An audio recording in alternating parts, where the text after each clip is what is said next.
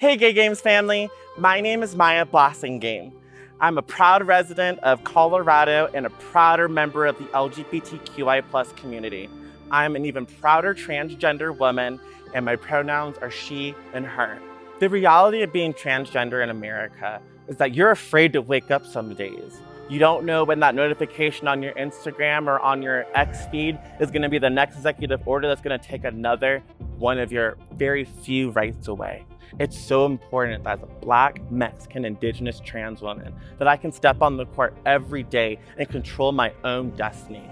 And having the ability to play sports in such a welcoming and safe city and being a resident of Denver has really helped me shine and blossom into the amazing advocate and athlete that I am. Denver is a city that I feel safe in, that my friends feel safe in, that my community has worked hard to feel safe in.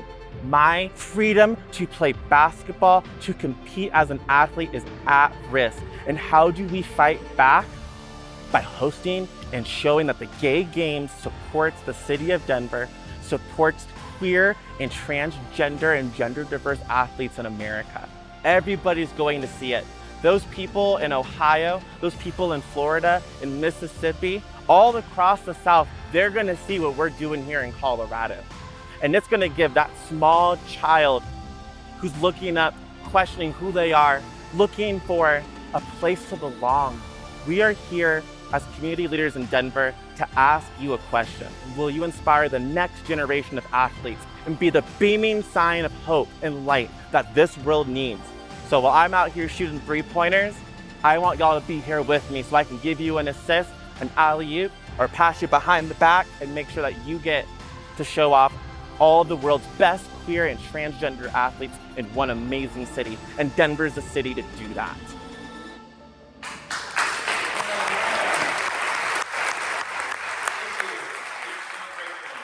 Good morning, Federation of Gay Games, Board of Directors, fellow honorary life members. We're grateful for being here, and it's really good to be home. We are here today not to just present a plan, but to share a conviction, one that lives in the hearts of every member of our team and in the spirit of our city. The question before us isn't simply, why Denver? It's a deeper, more urgent question in your hearts and minds right now. Why have the Games in the United States? Our community faces a political climate of unprecedented attacks worldwide, targeting our trans siblings and marriage equality, not to mention instigating intolerance and seeking to erase our very existence. Now, more than ever, the Gay Games mission is vital to promote equity, diversity, inclusion, and belonging through sport and culture. This is a moment for courage, to stand fearless in the face of adversity. Denver is ready. The challenges we face are truly uniting the worldwide queer community. Pride is a protest. The Gay Games are not just an event. We are a movement. We also know that you, the FGG, need a partner who can hit the ground running with the determination to succeed. We've experienced the challenges other host cities have faced when infrastructure and support fall away. Denver is different. As our presentation will show, we have a comprehensive plan that will begin on day one, October 27th. Part of that plan is engaging a multi-generational movement comprised of hardcore participants, some of y'all have been here since 1982, to those just learning about the Gay Games. United under a banner of resilience, joy, and unity, this is how we will amplify our message to the entire world. The Rocky Mountains, the backdrop of Denver, are a symbol of the mountains of hope that we always offer our community and will offer to the 2030 Gay Games should we earn the honor of hosting. This is our story. This is our mission. This is where we rise together out west.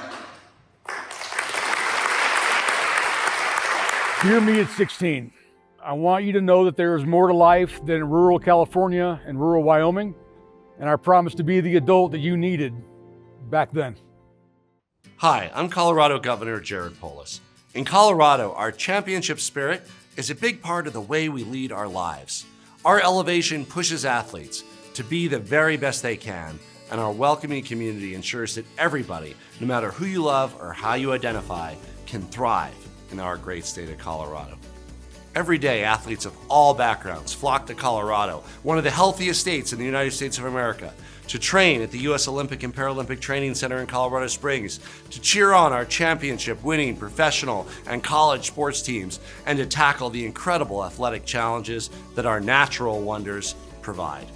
We have what it takes: the infrastructure, the pride, the continued push for inclusion and equity to make the 2030 Gay Games a transformative and successful experience.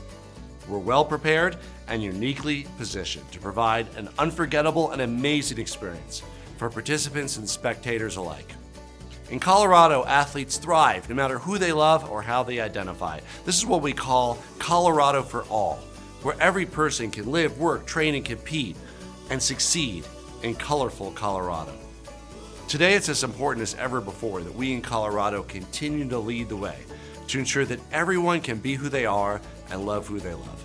My husband and I look forward to welcoming you to Colorado. Hi, everybody. I'm Mike Johnston, Mayor of Denver. There are moments in history where we can change the world, where the right people in the right place at the right moment raise their voices and change the arc of history. This is a moment like that right now. And this is why we think it is critical that in this moment, the Gay Games come not just to the United States, but to Denver. For decades, Denver has been a magnet of inclusion. We have led on progressive, thoughtful, inclusive policies to make sure the LGBTQ plus community feels at home in Denver. In the United States, every state, every city has their own laws, has their own cultures, and has their own values. That's why you'll see things in Denver like the fact that we have the largest pride parade of any major city in the country right here in Denver. And that's why you'll see that identity goes beyond just the city of Denver, it's statewide. That's why we have more than 38 mayors who have all joined support of this bid. That's why the governor and I and the city council all unanimously supported it. It's why there would be more than 2.6 million residents ready to welcome with open arms the Gay Games to Denver. I'll tell you one of the things that makes me the most proud as the mayor of the city is when I go out to dinner in my town and there'll be a couple across the restaurant who'll come over. Gay, interracial couple who will say, Mike, we want you to know, we grew up in the Midwest and didn't feel seen there. We moved to Denver because we wanted to be able to hold hands. We walk down the street together and we feel home at here every day. Or a transgendered employee of mine who says, I worked in a big city in the South and felt unsafe there. I wanted to be in a place where I could be me and work for a city that I love, and that place is Denver. We have been that beacon for so long. And this is the reason why it matters so much for the Gay Games to choose Denver. Not just because every participant who comes from every country in the world will arrive in Denver and know that this city, and yes, this country, still loves and welcomes them, but also because to all those folks who have been in this city for decades, building this community and insisting that it is a place of inclusion and hope and love, you will validate all the work they've done by saying, we see you, and we want to bring the Gay Games to you. When you do that, you also can change the world. Denver is a safe place. That's more than words. It's a living truth. For us, safety isn't just a policy. It's personal. It's how we treat people. It's how we show up. It's how we make everyone who comes to Denver feel safe and be able to be themselves. Denver stands firm in its commitment to safety and the respect for our community. But we also know that many around the world have valid concerns about traveling to the United States. Our transgender and gender diverse participants, they have to face new requirements on visas and passports. You're concerned, maybe even have fears, and we're listening, and we're ready to face this head on. Our team is staying educated and proactive, tracking policy changes, staying in touch with officials at U.S. Customs and Border Protection, and ready to keep our participants updated with clear and accurate information. We've also built strong partnerships to ensure a safe and welcoming experience from the moment you arrive. Denver International Airport has committed to respect and inclusion training. The same commitment extends across the city, from our regional transportation district to the hotel concierge and hospitality staff. All are trained to welcome you, however you present. Our goal is simple: make sure that everyone is treated with respect and care that they deserve. And the safety is reinforced through our collaboration with the Denver Police Department, led by Chief Ron Thomas and supported by LGBTQ plus leaders, Commander Michelle Fulmer and Detective Josh Cohen, who share our dedication to create a safe environment for everyone. The Denver Police Department is honored to be considered for the bid for the 2030 Gay Games. We are a world-class city that has always shown our welcomeness to inclusivity and diversity, but we are also a terrific sports town. There's been a number of sporting events that have come to Denver and we've been able to safely host them. We are proud of our ability to manage those situations and keep everyone that is involved in and that comes to enjoy those particular events safe. In 2017, the Denver Police Department received a license from the Seattle Police Department to start a Safe Place program here in Denver. The Safe Place program is recognized around the world and offers a chance for the police department to work with local community businesses to create a safe place for those who may be afflicted or affected by bias-motivated crime or hate crime. They can go into one of these businesses that has identified themselves with a placard, notating themselves as a safe place for someone to wait for an informed and compassionate police officer to come and take their report. This year, we were super excited to rejoin the Pride Parade in Denver. The Pride Parade in Denver is one of the largest in the United States, with upwards of 500,000 people attending over 2 days. Myself, Chief Thomas, and our liaison officer, Josh Cohen, marched in the parade in uniform. But this was so important for our community and our public at large to see the officers and our allies that support the community. Those that are coming to our city to enjoy the 2030 Gay Games need not worry about their citizenship because we're not going to ask questions. We do not cooperate with ICE. We do not engage in immigration enforcement in any way, shape, or form. We're not going to be providing information to immigration officials, and so you can feel safe in our city. It's more than a partnership. It's a statement. The Denver Police Department stands proudly with our community, and their commitment to inclusion and protection is real, making safety a daily practice. And safety isn't just physical, it's emotional, it's social, it's informed. Today's global headlines often distort the truth about queer life in the US. So delegates, you all, think critically, look beyond the clickbait and seek facts over fear. Finally, we understand that navigating the U.S. healthcare can be challenging, especially for international participants. That's why we've developed a plan to assist with short-term health insurance, and we will also have staff available to answer medical questions free of charge to ensure that every participant feels safe, supported, and informed throughout their entire stay. We hope it's clear. Denver is a place where all people, the girls, the gays, the theys, and the allies, can feel safe to be themselves. Our goal is to host a Gay Games that is both successful in competition and a place where everyone can leave behind their fears, judgment, and invisibility and step into a community where they are truly seen and celebrated. Because Denver isn't just a place to visit, it's a place to belong.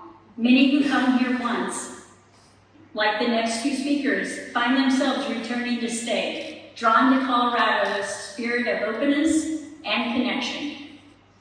Dear me in high school, I know that you have a lot of questions. The only thing that I can say is that the answers that are being thrown at you to these questions are only going to come from deep within you. Imagine a young girl from Latvia searching for her place she could call home. Somewhere where she could not only live out her dream of playing basketball, but truly live authentically. That's what I found when I moved to Denver. When I moved to Denver with my wife and 2 daughters, I felt the same way. Dina and I have different stories, but the result is the same. We both found a welcoming home in Denver. But what makes Denver so magical? We believe it's the diversity that you find in every aspect of Colorado life. It's in the people, the geography, the cultures, and the activities. You can take a sunrise hike at one of our world-class resort towns like Vail, or in our stunning Rocky Mountain National Park. Or enjoy an amazing night downtown at the Denver Center for Performing Arts. You can take in a concert at Red Rocks Amphitheater, surrounded by all the natural beauty Colorado has to offer. Or you can stroll through any one of our eclectic neighborhoods and experience our thriving queer scene, while visiting craft breweries, dance clubs, and live music venues.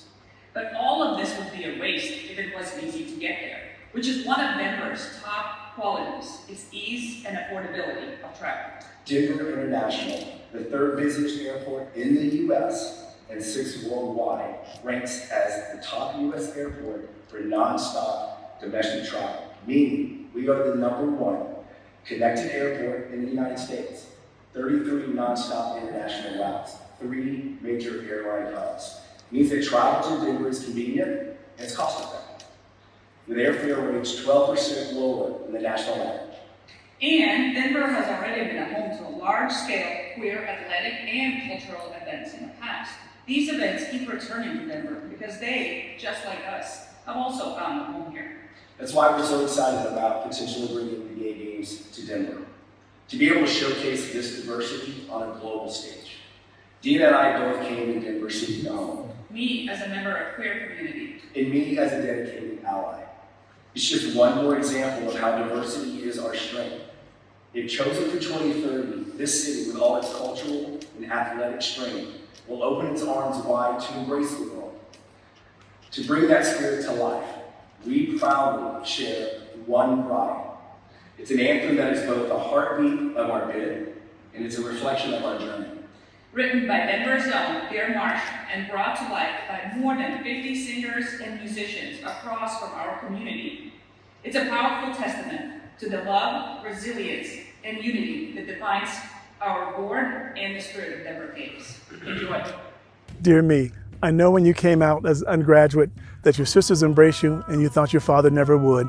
Years later, he's going to embrace you and be one of your biggest allies, and he'll be proud to say that he has an openly gay black son. One step starts the journey we claim. One stride turns a spark into flame. From a single track to 1,000 side by side. One heart, one love, one fire, one pride.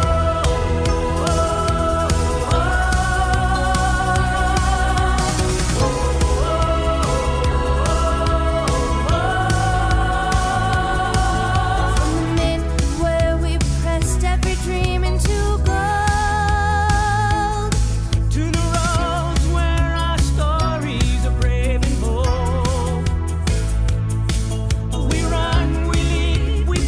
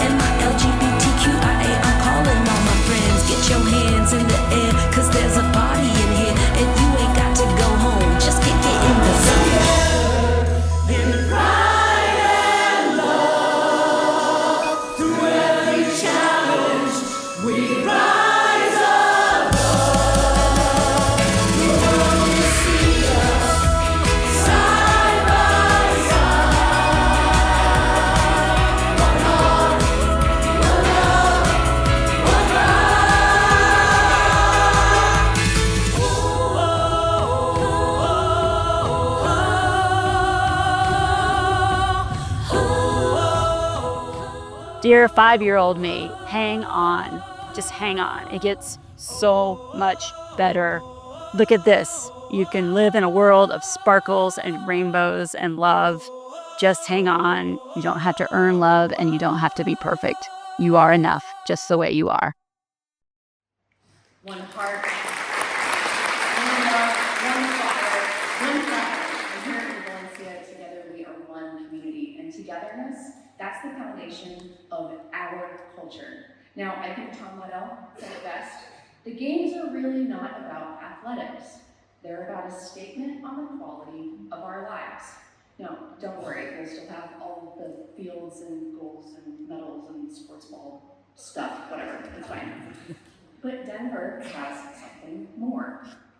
My ties between Denver and the Federation have happened in ways I could never have imagined. One day I'm playing bassoon in my local pride band, and the next I'm in Paris for the global premiere of Rise, a Gay Games Anthem in front of an international audience. So naturally, I was hooked. I came home, joined the culture committee, and through some crafty problem solving around COVID, I ended up as a majorette in Guadalajara with the Pride cheerleaders. But something was missing from my life, as well as the Federation, a singing organization. I joined Denver's lesbian-rich feminist chorus, and Gaelic choruses finally came back to the FGG family. Today, Denver has 2 pride bands, 7 Gaelic choruses, and we're the home to the high-flying Cheer Colorado and 2 queer welcoming orchestras. So I have to ask you, when has a big city ever had this much cultural program infrastructure? As you've already heard today, Denver is so much more than just sports. It even goes beyond the band, choir, and orchestra program.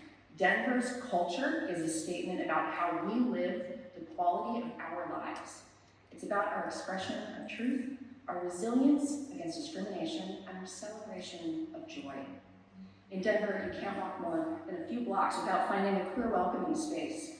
We have the Lavender Hill Business District, where you'll find dozens of queer bars and clubs within walking distance from downtown.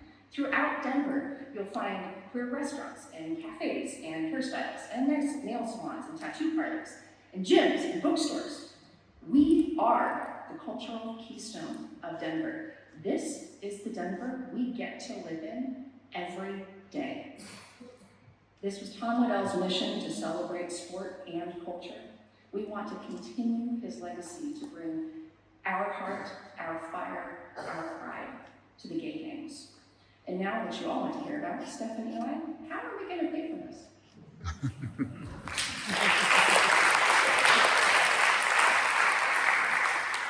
It's one of the most important questions, and it isn't one that we treat lightly. Our financial strategy is built on stability and that same queer resilience that our community has always had to have. We're well aware that governmental funding and support, while of course is welcomed and appreciated, it's significantly impacted any time that there are shifting political winds. We've seen this happen in the past, and we are resolute in our desire to take that financial issue off the table. Our success does not and will not rely primarily on governmental funding. Is this a challenge? Of course it is. But as even discussed this week in the AGA opening ceremonies and meetings, our community is used to facing those challenges, and we know the importance of diversified financial planning. We launched an independent, tax-exempt, nonprofit organization where diverse funding sources, including individual donations, foundations, grants, and corporate sponsorships, can all be managed on our terms. We created the Founders Club, a community leadership group who have pledged funds only to be activated if Denver is selected. Through these methods, as well as our grassroots initiatives like our local funding events, community nights, and Founders Club dinners, we have already successfully raised $367,000. In fact, in just one night at a Founders Club dinner, we have raised $168,000, which represents our first year of expenses. The Colorado Convention Center is the venue where a quarter of the athletic events would take place. They've committed to 100% cost-free venue, which is a massive commitment to the Denver bid. In addition, 50% of our other venue costs are in-kind donations, and we expect that number to increase if Denver does secure the bid. This not only gives us financial flexibility going forward, it shows how much support Denver has for the Gay Games. And Steph's mention of support speaks directly to the two professional fundraisers that we've already brought on as our advisors. One has worked extensively to make the ESPN X Games happen, as well as sponsorships for the International Olympics. The other is a professional grant writer. So we've fully diversified our income streams to make sure that we are financially sustainable and responsible. All of these factors showcase our team's commitment to our innovative approaches in funding the 2030 Games. And it demonstrates how our financial stability and resilience, it's ours. It's not tethered to any government, whether local, state, or national. This is how we can best protect not only our Denver bid, but the Federation of Gay Games moving forward. We want this to be a firm and foundational step in building our shared legacy.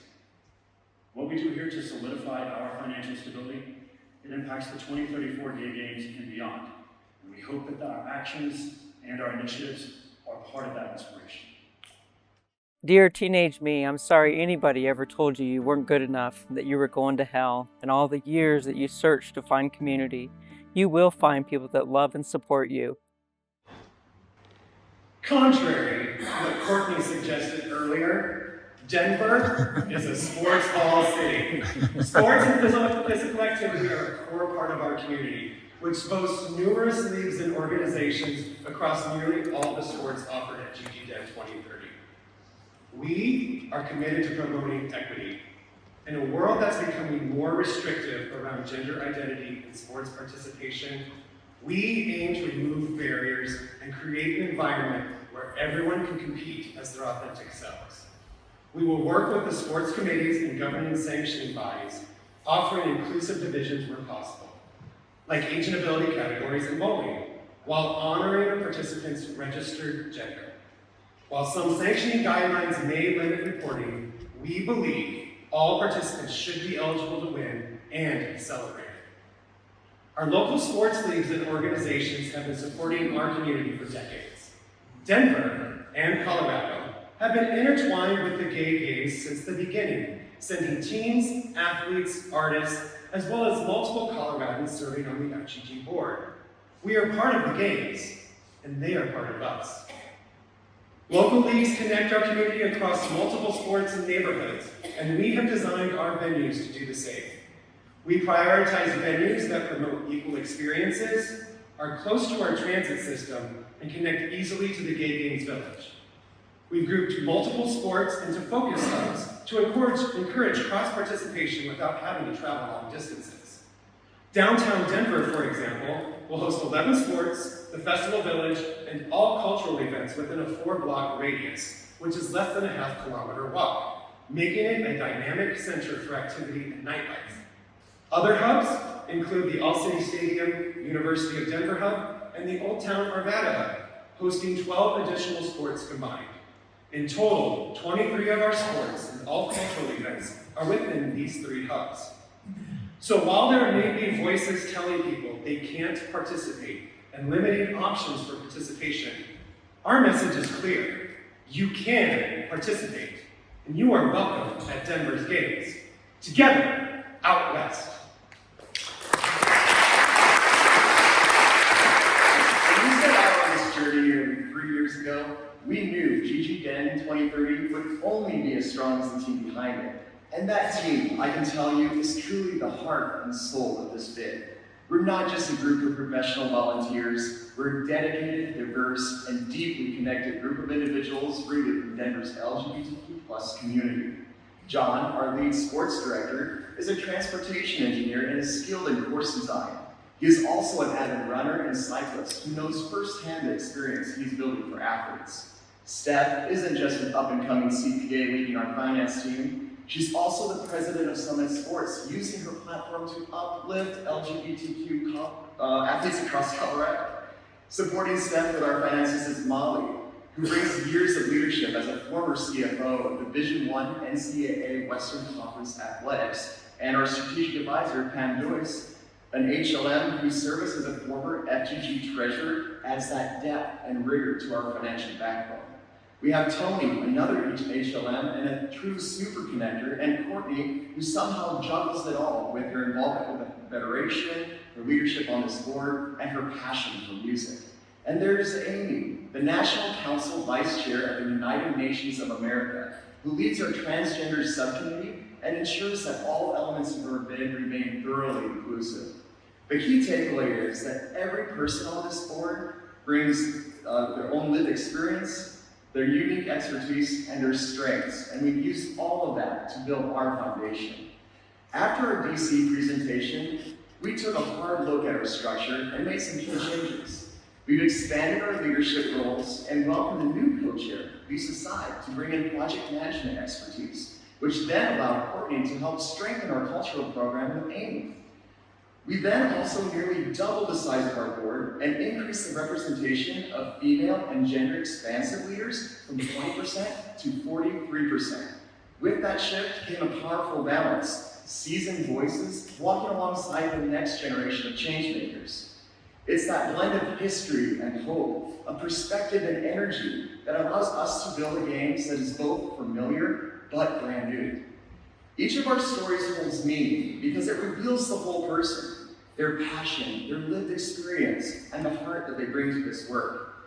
That's what strengthens our board. It's a reflection not just who we are, but of our Denver community and of so many of you. When you look closely at our stories, at our why, you'll find your own selves rolling throughout. Dear younger me, you are enough, just who and how you are on this planet. Stick around. Don't leave before the miracle. My 2-year-old son, Rylan, is watching me. He is watching us.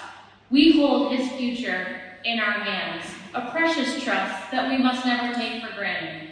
And he is just one of many younger individuals looking to us, waiting, watching to see what decisions we will make, what battles we will fight. Today we stand here as the beneficiaries of those that came before us, those who stood firm when the world tried to shake them, who fought tirelessly for acceptance, visibility, and equality. Their courage laid the foundation for what we have today. Pride celebrations across the world engage millions of people annually, all born from a single day 55 years ago when 4 cities came together to commemorate the Stonewall riots. Many faced rejection, discrimination, and even violence in their quest for change. Their sacrifices opened doors for generations to come. Generations who now experience the freedoms they so desperately fought to achieve. So we realize things are difficult right now, but honestly, when haven't they been? The legacy of the Gay Games is about honoring that resilience and sacrifice. It's about carrying their work forward, building a world where love and identity are celebrated, not criminalized or hidden. Because their courage gave us today's opportunities, just like our courage will give Ryland his. We owe them hope. The Gay Games have always been more than celebration. They are a powerful movement to inspire and engage younger generations. While we would love to be the largest Gay Games in history, that is simply not our priority. Our focus is on making us the youngest through initiatives like the scholarship programs and New Frontier registration fee, designed to lower barriers and foster inclusion. By creating a space where young LGBTQ+ people see themselves reflected and celebrated, we're planting seeds for a future where inclusion and diversity are the norm, and where a new generation carries forward the pride and resilience of those that came before. So I ask you, what will Ryland see? What will countless members of the younger generation see when they look at this moment, at this city, at this event? My hope is that they'll see a community that shows pride, that stood firm, that built a legacy of love. Let's choose to make that future a reality for him, for all of us. This is our moment, this is our stand, together, out west. Throughout the presentation, we have been hearing what we call dear me's, notes to our younger selves. Everybody has one. You have one. These are our dear me's against the backdrop of some of the venues that we host in the Gay Games in Denver. Dear me, growing up in a conservative Mennonite family, told that you can't be gay. But one day you'll have a wife, a son, and a community that celebrates queer you. Dear me at 17, watching your mother battle cancer is scary, but she'll show you what resilience is all about when she beats cancer twice. Dear 10-year-old me, sitting on those white tent church revivals, wondering why everyone is so angry, speaking about hellfire and brimstone. Your daily mantra of I am loved, I will be loved, I am loved, is something you get to live every day. Dear me, at 22, you're not sure how to stay in this country. You don't have a job or family nearby. But don't worry, in Denver, you'll find the love of your life, and together you'll build a beautiful family. Dear me as a little boy watching those Disney fairy tales, just dreaming if two Prince Charmings can exist. Well, you won't meet Prince Charming. He'll join you at the 2025 AGA, and you'll fight for marriage equality. Dear me, who is asked to leave his job after coming out of the closet, you will find a company that accepts and celebrates you and will ask you to become the first LGBTQ+ owner of the company. Dear me at university, hiding behind jersey number 5, masking my truth, you will one day be openly proud and express your true self through queer sports and the president of Denver's Dodgeball LGBTQ League. At 20-something, thinking you have it all figured out, cracks will threaten to overwhelm you and you'll try to give up, but the band will be there to save you and help you realize you're not broken and there's nothing to fix. Dear me as a child, you feel small, helpless, and like something's wrong with you, but there isn't. Love and community are coming your way, and you'll learn to love and embrace your whole self. Things are about to get infinitely better, kiddo. Dear me, I know growing up in the conservative South felt lonely, and that your parents telling you, don't come home being gay, echoes in your mind. But one day, you will find a partner and move to Denver. You will participate in different sports in 7 gay games, find a home, find a community, and bring that dream to many other people. Dear me, at 13, one day you'll be a dad. Your 13-year-old daughter is quite a good soccer player. I will tell you that he is your son. You meet that with pride and joy. Unfortunately, his community, some of his friends, the soccer community, aren't sharing the same excitement that you're feeling. You meet that with pride and joy. And one day he takes the pitch in Denver in a queer league. As part of our journey, we wanted you to do something small, something simple. Back in February, our current administration discontinued the production of the U.S. Penny. Yet we have these that were made in downtown Denver at the U.S. Mint, each of them marked with the letter D. These are made in the same city we hope to host the next chapter of something far greater than coins or headlines. The penny is more than spare change. It is a symbol. It reminds us that even the smallest things carry weight, that something deemed insignificant still holds value, that when one thing ends, space is made for something new to begin. We are choosing to see this moment as the opening, a chance, a calling, a responsibility, because even when traditions are ended, history erased, or limits imposed, the universe finds a way to hold space for what's next. And what's next is us, showing up, rising up, creating something bold and beautiful together. This gift is our reminder. We don't need permission to build something beautiful. We just need each other. We need community. And over the last year, we've shown that our community shows up. We have gathered. We have grown louder, stronger, more unified. We've transformed what was taken from us into fuel for what we're building. In the 1980s, in San Francisco, when AIDS brought fear and silence, and in the 1990s in New York and Vancouver, when marriage equality was under attack, the Gay Games showed up. In the 2000s in Sydney and Chicago, as bans on marriage and military service told us we did not belong, and in the 2010s in Cologne, Cleveland, and Paris, as breakthroughs came, but so did protest and heartbreak, The Gay Games showed up. And in the 2020s in Hong Kong, Guadalajara, and soon Valencia, as backlash rises against transgender rights, queer families, and love itself, the Gay Games showed up. The Games have rarely chosen the easy road. More often, they have chosen the road where our presence as a community mattered most. A penny may seem small, but the meaning behind it is not. It reminds us that we have rarely shied away from challenges, and we will not start now. Because this is what the Gay Games have always done. We take what the world tries to diminish, and we transform it. We take what is meant to silence us, and we turn it into a song. We take what is broken, discontinued, destroyed, and we rise from it stronger, louder, more powerful than before. And as we leave you with this final image, remember, even in times of fear and division, we will not back down. We will keep showing up until the world is transformed. Because when TRUE